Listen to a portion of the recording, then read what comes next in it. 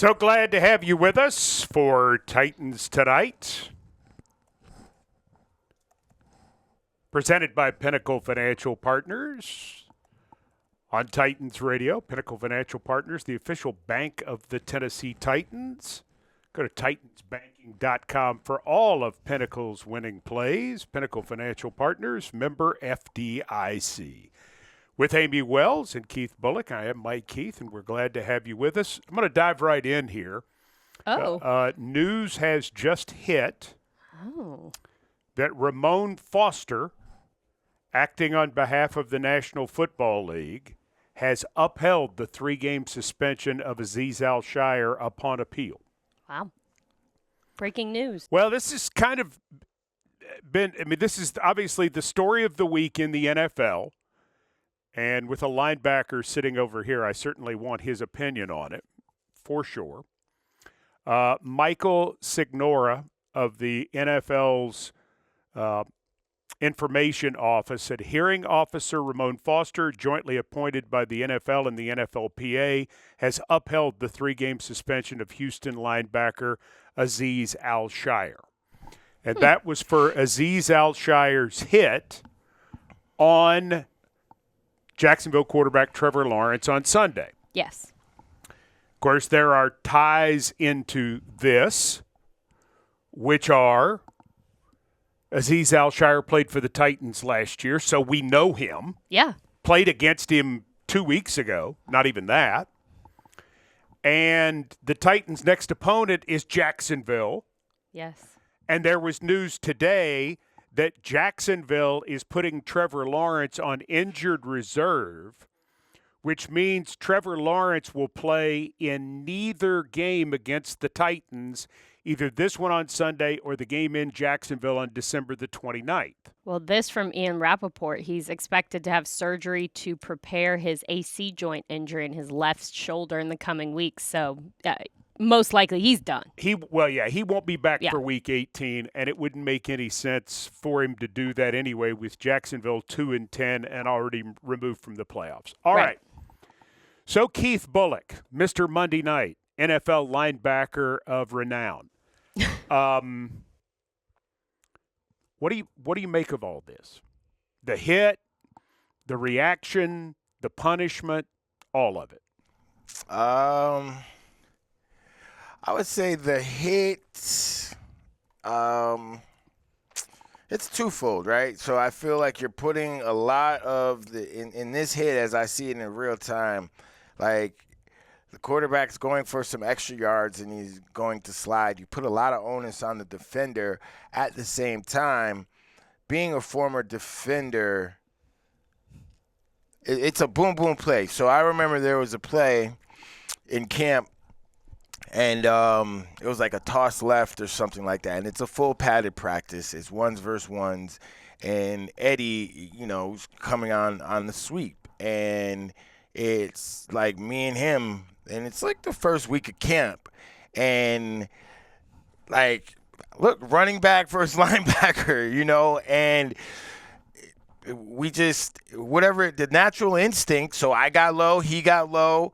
And upon collision, I spun off, because it's camp. We're not going to, who's trying to prove what? We know what it is, but, nobody's going to move. But so we make a little contact and, get up. Oh, good play. You know what I mean? Whereas we could have ran through each other and whatever happened. I say that because you can – in that split second, because knowing, okay, I know the quarterback, look, he better slide or he's going to get cleaned, because he's a runner at that absolutely. point. So I'm running full speed, and then as he's going down, I'm going down. All right, I can, and you know what? To be fair, depends on your athleticism, too. I know as an athlete, I would be able to, at the last minute, pull off because in my mind – I'm thinking this guy has to slide because I'm going to stay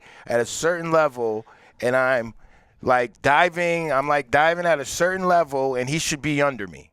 You know, that's how I'm looking at it. So now if I go lower, and the thing with Azeez's play, and I don't think it's dirty or anything. I just think I think it's instinctive. I just think they're playing football because it's like, yo, get down. There's a saying. There used to be a saying in the NFL, well, amongst my defenses, get down or lay down, you know? So get down or lay down, and if you don't get down, we're going to make you stay down. So obviously they're not playing with that. But that being said, I just think when you see him lead, you know, his hands lead to the head area, and I think that's where it gets bad. Well, and I think you made an interesting point because we know that Azeez is a veteran player. He is. He's been doing this for a long time. He is known to be a aggressive player. That's just his type of game. However, you make an interesting point, Keith, in that there is a level of anticipation, and I understand committing to a movement. I understand that sometimes you're going to make contact because your body is physically in motion. There are some physics to tackling. But there's also the anticipation that comes with a veteran player that, hey, this guy is either going to do X or Y. Right. There is an expectation knowing who this person is, how this game plays, what happens in the course of a football game. More likely, he's going to end up, just what Keith said, under me. And so you, as a veteran player who is able to anticipate that, have, some responsibility to adjust your body and your trajectory to keep him safe, to not make a dirty play. And that's beyond the hands of it all. The forearm and the hand and all the contact that was made to his head, I think is what a lot of people take issue with, and I would guess is what upheld this decision to keep it at a 3-game suspension. I'm not laughing at that. No, it's okay. But because there was extra stuff on top of that, you know? Well, I would say that, like, because that's what I'm agreeing with you. Like, you know, when there's two angles. You see the one angle where it's from the behind Azeez, and it's like, and then you see the angle when it's from, you could see, you know, when from behind Trevor Lawrence, and that's where you see, you know, at the end of the day, he finished him.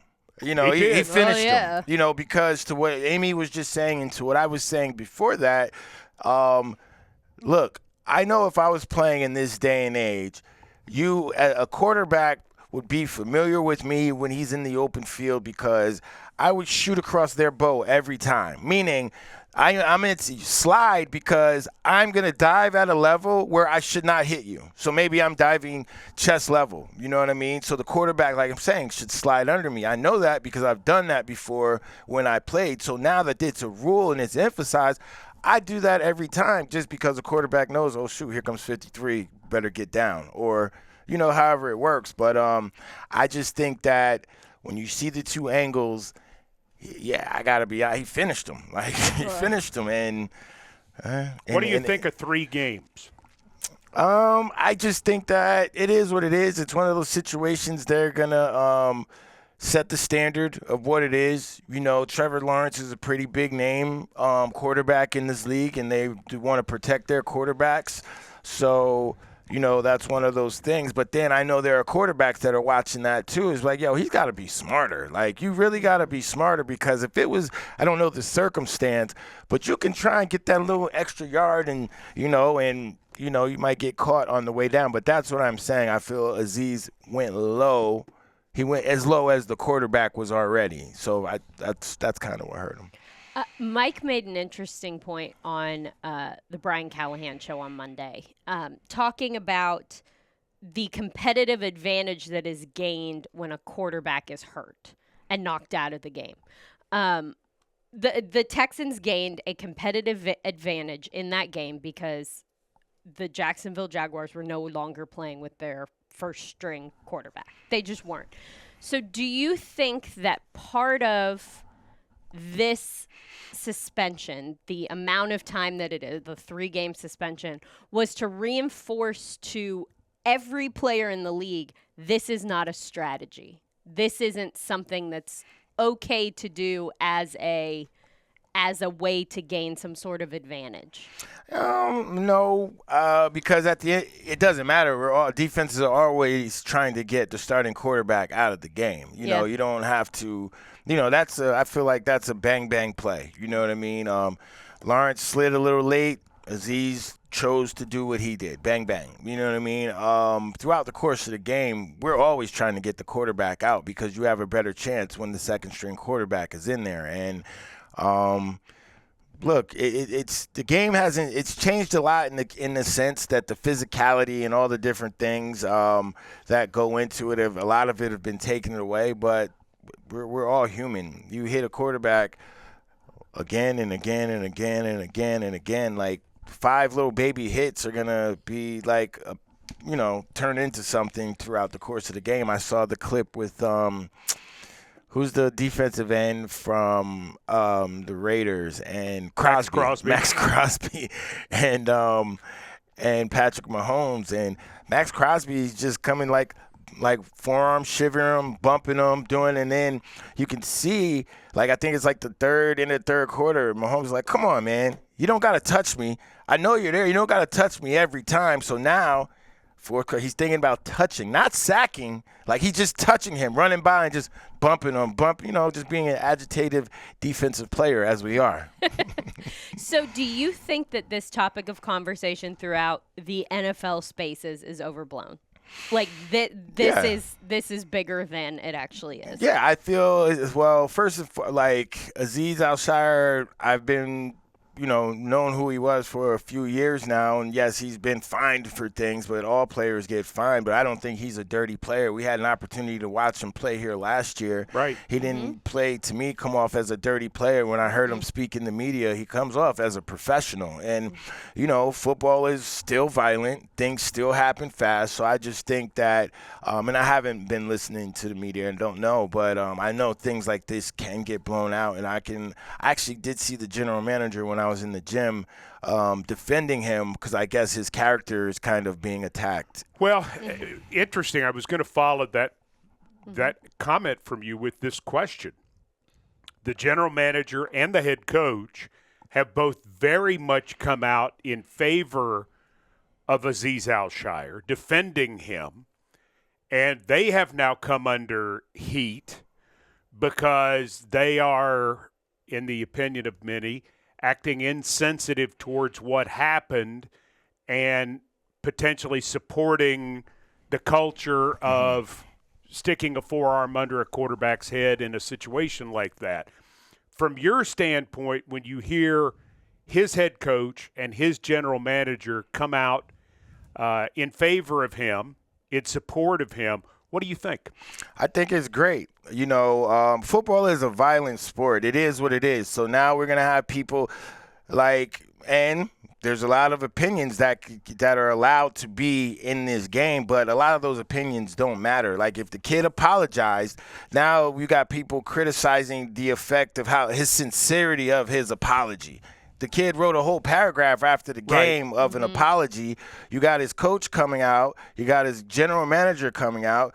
You have, I'm sure, people in other organizations can speak and vouch for him as a person. Well, we can. You know what I mean? Yeah, And I'm not absolutely. even asking you to, and you can, Yeah. right? You know what I'm saying? So that being said, I just think it's the temperature of our society, and I think it's BS. You know what I'm saying? It's one thing, okay, he's getting suspended for 3 games. It's handled. But I don't know if there's any insensitivity to it based upon you sticking up for, someone that you know what I'm saying? If he's like, it wasn't malicious, of course there's millions of eyes, and now, like I say, in the social media world, a lot of people's opinions don't matter, and you don't know the kid, and you're sitting here placing judgment on what you thought was going through his mind at the time, and you never even put on football equipment, let alone been in a front office, let alone thrown a flag as a referee, and are not even in our world, so. Yeah.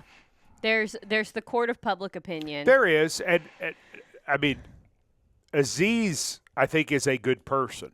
Absolutely. 100%. I enjoyed getting Working to with him? know him. I enjoyed working with him. I enjoyed talking with him.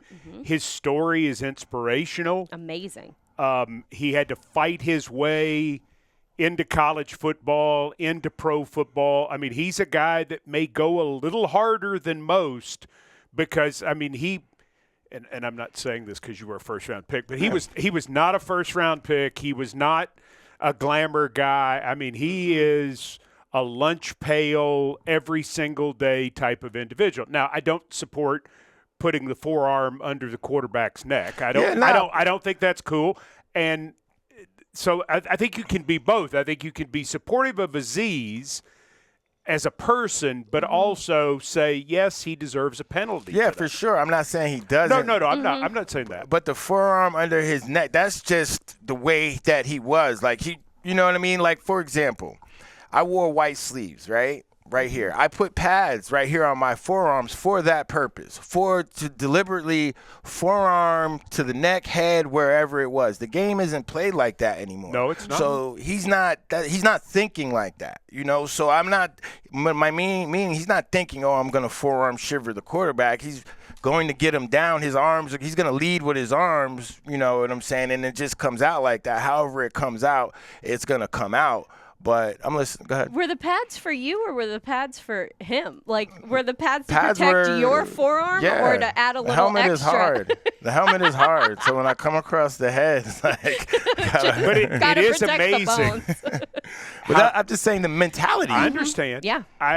It's amazing how different the game is today than it was 24 years ago when you came in the league. Because I would have been trying to do like a deliberate forearm shiver to the quarterback's face, whereas I know the kids that are playing the game now are not. It's also interesting. Well, someone like Azeez isn't. Yeah, I wouldn't think that he, It's interesting the character judgments that are being assessed to a person based solely on their job performance. Well, isn't that wild? It's like something you don't remember because you're way too young. I sure am. Keith Bulluck the Kermit Washington punch on Rudy Tomjanovich. I remember that. When Kermit Washington, he broke his face. Ooh. There was a fight that broke out. It's a sucker punch. It was a sucker punch. He thought Kermit Washington was a big power forward for the Los Angeles Lakers, and Rudy Tomjanovich was a great player for the Houston Rockets. And Kermit Washington saw somebody coming toward him out of the corner of his eye and turned with a fist. And Kermit Washington was a 6'8", 240-pound man, and he broke Rudy Tomjanovich's face. Whoa. Yeah. It was awful. Yeah. And Kermit Washington became forever labeled as this horrible human being for what he did to Rudy T. And Tomjanovich totally forgave him. He said, no, it was something that happened in the course. It took some time. I don't think it was immediate. But, and you hope Azeez doesn't get judged in that way. But, just like Kermit Washington got punished, Azeez, I think, has to get that. Yeah, the fine is right, and, look, if he didn't issue an apology afterwards, then you could be like, oh, he didn't even say nothing. Then you can get all the people coming in and pile it on. But, as soon as he felt his character was being attacked and so on and so forth, because there have been guys that have come through this league and have done stuff and have had no remorse, regardless, Like a Romanowski. Yeah, you know what I'm saying? He still doesn't have He don't care. No. He don't care. Yeah. Some people are blatant, and I would like to give Azeez Al-Shaair the benefit of the doubt. Well, it is interesting. If you're just joining us, this is Titans Tonight with Keith Bulluck, presented by Pinnacle Financial Partners. Amy Wells is here. I'm Mike Keith. So Azeez Al-Shaair puts the hit on Trevor Lawrence on Sunday, knocks Trevor Lawrence from the game. Azeez Al-Shaair is ejected. The league has imposed a 3-game penalty on Azeez Al-Shaair. He appealed it. It goes to a league-appointed officer who is a former player. Vermont. And those cases go to the guys in order. There are 4 league officers who decide this. Derek Brooks is one. Jordy Nelson is another. Kevin Mawai is one. And Ramon Foster is the other one. turns out Ramon Foster is our friend. He sure is. And he works with us. And so he's been doing this all year. And he would draw a case, and so it just so happened it was his turn that he drew the case. Tonight, it has been reported that he has upheld the 3-game suspension on Azeez Al-Shaair. It is also being reported, after Trevor Lawrence was put on injured reserve this afternoon, that he will go ahead and have surgery on his shoulder. And as expected, he would not come back for the Week 18 game, which would be the first one for which he is eligible. A lot of tie-ins because Azeez Al-Shaair played for the Titans last year. We know Ramon Foster, and oh, by the way, we played Jacksonville this week. Very personal. Very personal. Yeah, it really game. is. I mean, it's very strange. Yeah. What we can tell you before we go to break is that now we know, because Trevor Lawrence has gone on injured reserve, that he will not play against the Tennessee Titans this year, because this weekend Jacksonville comes to Nashville. We go to Jacksonville on December the 29th. When we come back, want to talk about his replacement, Mac Jones. Okay. That is what is up next on Titans Tonight with Keith Bulluck, presented by Pinnacle Financial Partners, as you listen to Titans Radio. Pinnacle Financial Partners, Titans Tonight with Keith Bulluck. Amy Wells is here. I'm Mike Keith. Glad to have you with us. So it'll be Mac Jones against the Titans this week. Former 15th overall pick of the New England Patriots in 2021. Had one of the best college football seasons for a quarterback in 2020. Completed 76% of his passes at Alabama for 4,500 yards, 41 touchdowns, and 4 interceptions. That's pretty good. Wasn't quite Joe Burrow's year, but it pretty good. He's a Jacksonville native. He went to the Bowles School in Jacksonville, which is one of the great schools in the South. Mm-hmm. Chipper Jones went there, too. Did you know that? I didn't know. No, I didn't know. I have these interesting little facts that no one cares about. I only know about Jacksonville schools football I know. programs. Thank you so much. He is 18-27 as an NFL starter. So he has 45 career starts. One of those starts was one of his 5 300-yard passing games, 23 of 32, 310, and a couple of touchdowns against the Titans. Sure. In a 36-13 victory on November 28th, 2021. He also started a playoff game. Doesn't really run. That is not his thing. Through the course of his career, he's averaged roughly 2.5 yards per carry. He's fumbled 17 times. But in the league, he's completed 66% of his passes for over 9,400 yards, 48 touchdowns, 39 interceptions. He has taken 90 sacks in 45 starts. So like that is Mac Jones. Do you wonder where the Mac comes from? McKenzie. McKenzie is your guess? Mac. No. That wasn't a strong guess. Okay, so stick with it. No, they call him that for a reason. Yeah, it's part of his name. Oh, is it? He's a like McDonald? Well, so he is McDougal. He is Michael McSomething Jones. McAllister. So you're going to say McAllister. What's your guess? You will never get it in a million years. No, I want to. Is it? What did you say? I said McDougal and McAllister. I like McAllister. McMillan? McMillan. No.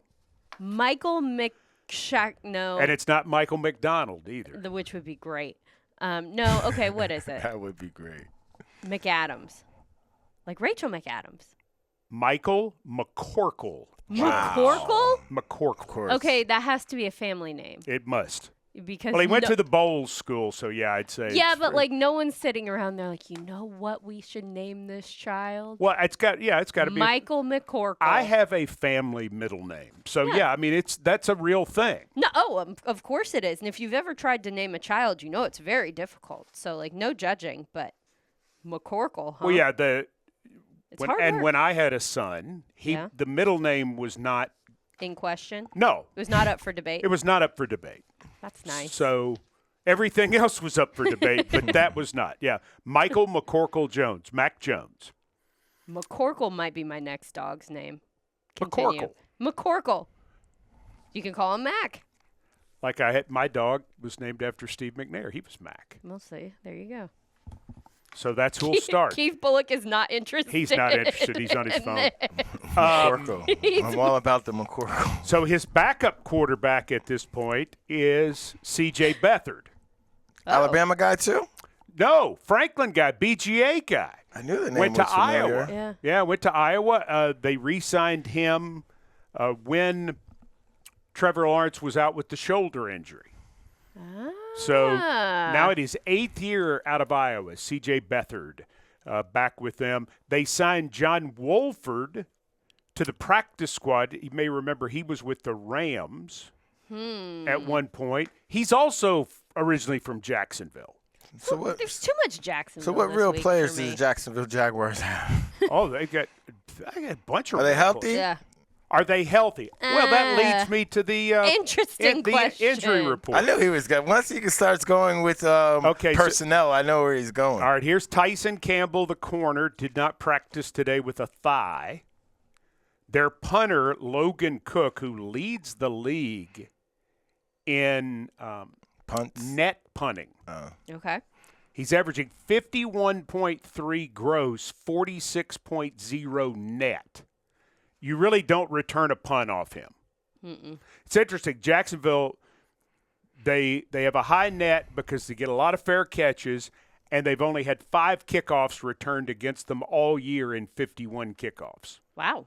Their kicker, Cam Little, kicks it out of the end zone, 46 touchbacks in 51 kickoffs. So this weekend, not going to be a lot of punts or kicks returned. I have a question for you that you may not have the answer to, but Mike then always again, you has might. the answer. The data might not have come out yet, but has there data come out about the new kickoff? So has it been more effective for our offensive teams, offensively, receiving or kicking team? I'm sorry. Okay, so the kicking team, the receiving team this year is starting outside the 29-yard line. So they are starting in better field position on average than a year ago, but it's not been dramatic. Right. And roughly 33% of all kickoffs, just under 33% of all kickoffs has been returned. That was the league's goal. It's up from roughly 22% last year. So in the league's eyes, it has worked. Cool. And there's been a little more, because they return kicks like it's not, when they do get returned, they could be exciting. I mean, Julius Chestnut, 10 kickoff returns for 270 yards. He's averaged 27 yards per return. I mean, pretty good. Yeah, for sure. Unfortunately, teams have returned kicks against the Titans. Hey, man. I was trying not to go there, man. I know. Did you really have all that in your brain? Because I just pulled up the actual numbers, and you were like pretty spot And I'm the on. one that was said I pretty didn't know good. if you'll have all this information. I just scrolled through, and Mike just scrolled through it in his brain. That was incredible. Thanks. Do you read this stuff? I guess so. Wow. So Logan Cook has Someone's 11. doing their job. Wow. So I just pull it up. Read what they email me. Sorry, Mike. she's looking up dog names. No, I'm not. I thought you would the find. I numbers. came with the McCorkle thing because That was pretty good. I thought you would think that was interesting. Yeah, that was strong. Good job, That's Mike. terrible. Give the people Tell Big what Jeff. they want. Tell Big Jeff To call him McCorkle. Tell Big Jeff to call him McCorkle. Give it to Pork Chop. That's his name. Pork Chop. Meatloaf. My bad. Meatloaf.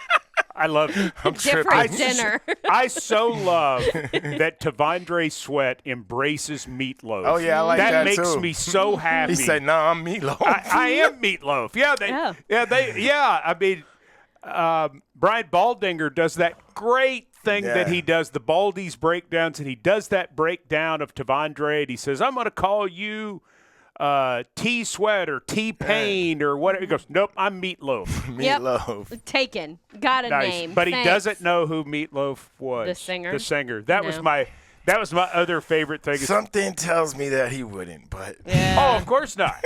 But I mean, you would think if everybody called you Meatloaf at some point in your 22 years, somebody would have said, like the singer. Maybe if he went to school in the Northeast, maybe. I don't know. But I mean, know. sometimes That might not be a Texas. I don't know if that's a Texas thing. Yeah. I think it might be a UT thing. I can see it be more UT than Texas. Oh wait, they're both UT. No. You see Now what we're I gonna did there? start a whole different. Yeah, now it's a different All show. right, did let's that go on back through purpose. Jacksonville. Tyson Campbell didn't practice today with a thigh. Logan Cook, the punter, did not practice with a left knee. Trevor Lawrence was put on injured reserve today, as we mentioned. Ross Matisic, their long snapper, a hamstring injury, did not practice. Yasir Abdullah, who's a linebacker, hamstring limited. And Brandon Scherf, knee, shoulder, he was limited. Brandon Scherf was in the league when you were. Stop. I mean, he's about 61 years old. Tom Brady was the last one. Last of the Mohegans. That was it. For the Titans today, JPP Oh. yeah, was my last teammate. Yeah. Roger McCrary, shoulder, did not practice. Kenneth Murray, hamstring, did not practice. Jeffrey Simmons, rest, did not practice. Peter Skoronsky, foot, did not practice. Tavondre Sweat, shoulder, did not practice. James Williams, knee. He's the young linebacker from Miami. He's doing a good job on teams. Did not practice with a knee. Limited, Tyler Boyd, foot. Jalen Duncan, hamstring. And Jalen Duncan's return to play window was open from IR today. So he did some limited work. Tackle Leroy Watson missed the last 3 games with a back injury. He was a limited participant. Chidobe Awuzie, in his return to play second week, was a full participant with a groin. And they may need him. Yeah. And It's good timing. It's really good timing because if you don't have McCrary, somebody has to play nickel. And so you've got to figure out who a nickel would be, and having Chidobe, Cheeto as we call him, Gives you options. or Cheeto Bay, I think is how he told us is the formal pronunciation. Golly, you'll never say it right. I know, but he prefers Cheeto anyway. Yeah. So he's an outside corner. Like Darryl Baker is an outside corner. Some people think thought Brownlee when he came into the league was going to be more of an inside corner than an outside corner. It looks like he's just pretty good at all of it. Hey, Yeah. nothing. Well, and here's the other thing, too. Julius Wood was suspended this week. That was tough. One of the Titans' safeties. So Come on, Not great Julius. yeah, timing. he's suspended for the rest of this year and for the first game next year. I'm gonna just mind my business. So I'm glad it's not gonna be cold this weekend. no. Cause when you said Brownlee, it made me think of cold. He's I a know. Florida boy. He ain't even Samari Roll, and he talking about the cold. I know. You don't do that. Go ahead, Mike. But anyway, right now the Titans just have 3 safeties on the active roster. Well, Monty Hooker's balling. Yeah, so Monty Hooker is balling. He should go to the Pro Bowl, by the way. Darryl Worley, Yep. who he only had 17 tackles in the game. It's the most since Michael Griffin had 18 at San Diego in 2012. Good for him. Yeah, Good job. pretty good. He hasn't been here very long. But the only Look other at him one go. is Mike Brown.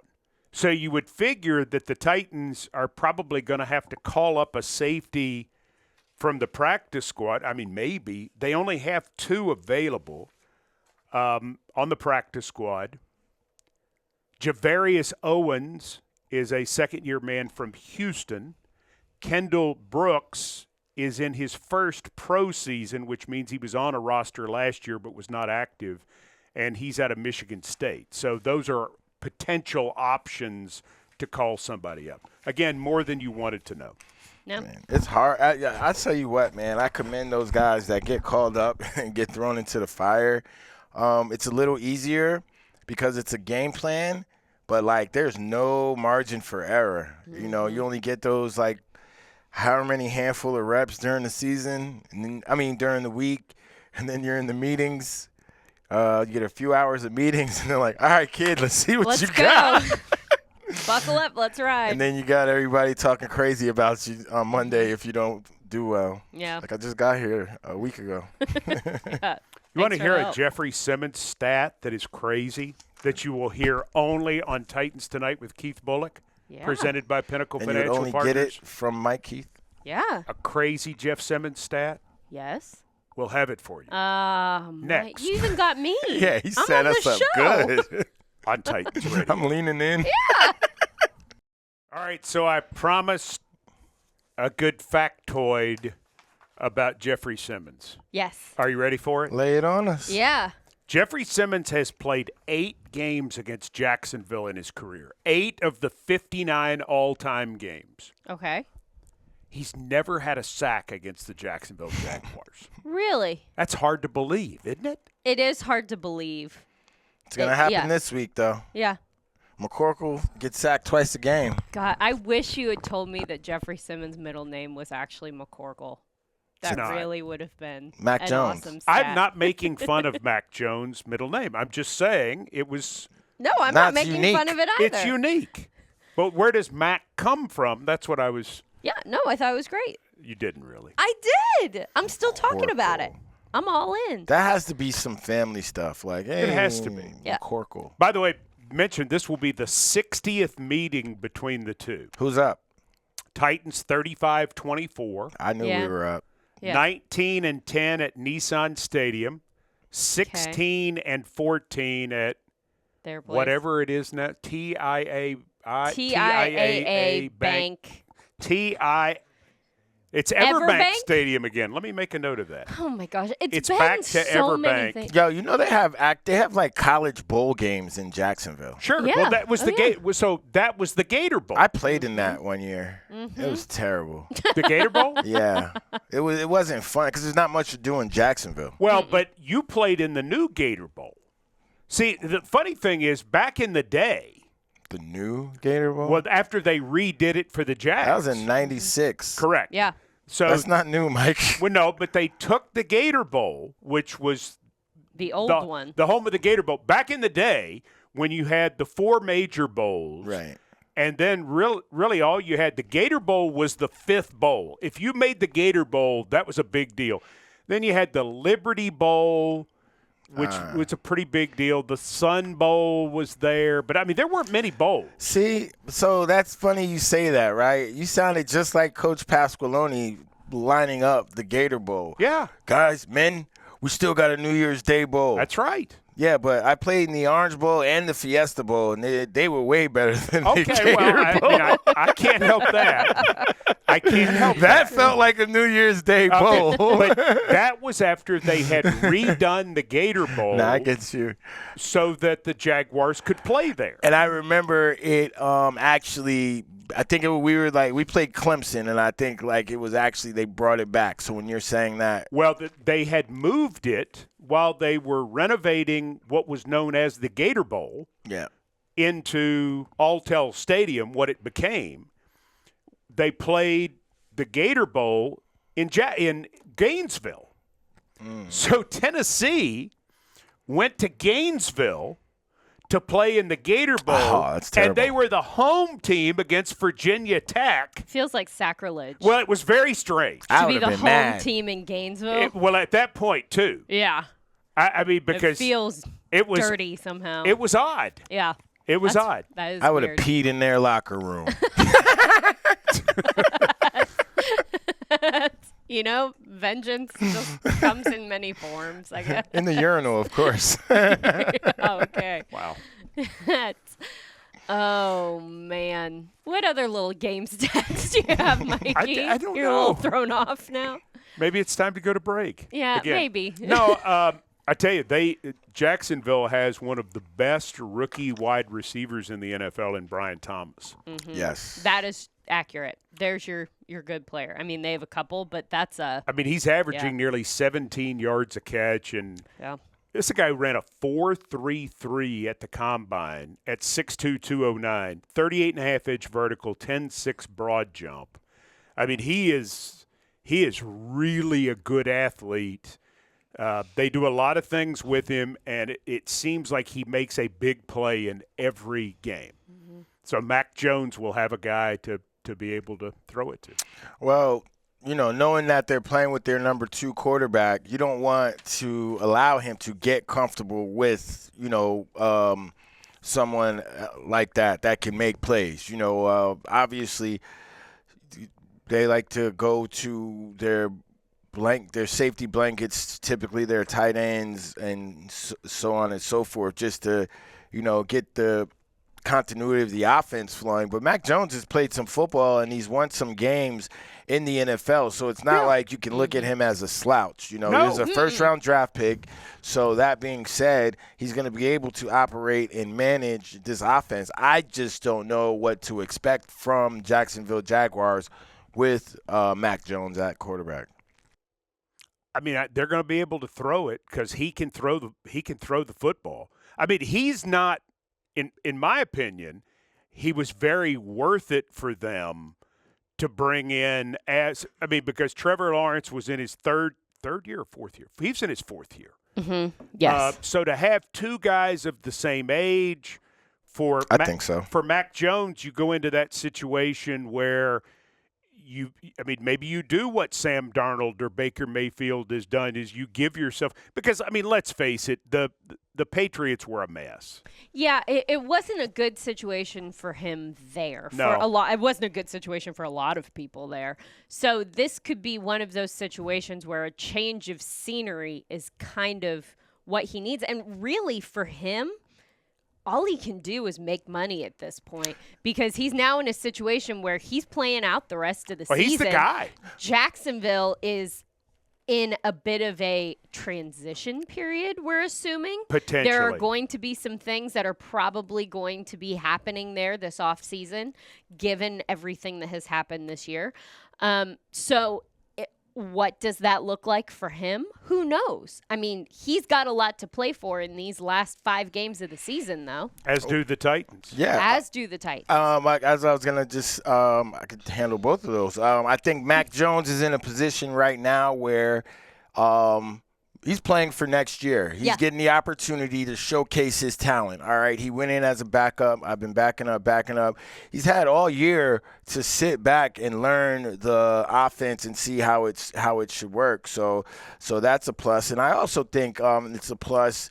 This game is a plus for the Titans. Obviously, last week didn't go the way that they would want it to go, but I feel like the Titans had taken steps forward and then took a step back last week. But the good thing about what I always loved about playing NFL is no matter how bad you played the week before, it's never as bad when you watch the tape on Monday, and it's always correctable for the next game on Sunday. So now that the Titans are getting an opponent like the Jaguars coming in with their own ailments, their own problems, this is the opportunity for Tennessee because what Tennessee is working on should be continuity. Let's go out and do the same things that we do. What are we good at? The things that we're good at, let's go out there and work on those and be good at that. And we know the Titans are good at stopping the run.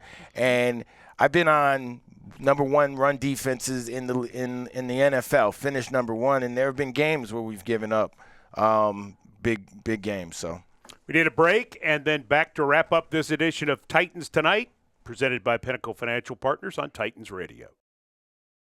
Titans Tonight with Keith Bulluck is winding down. Final thoughts from Keith Bulluck about a Titans-Jacksonville game. What does it mean?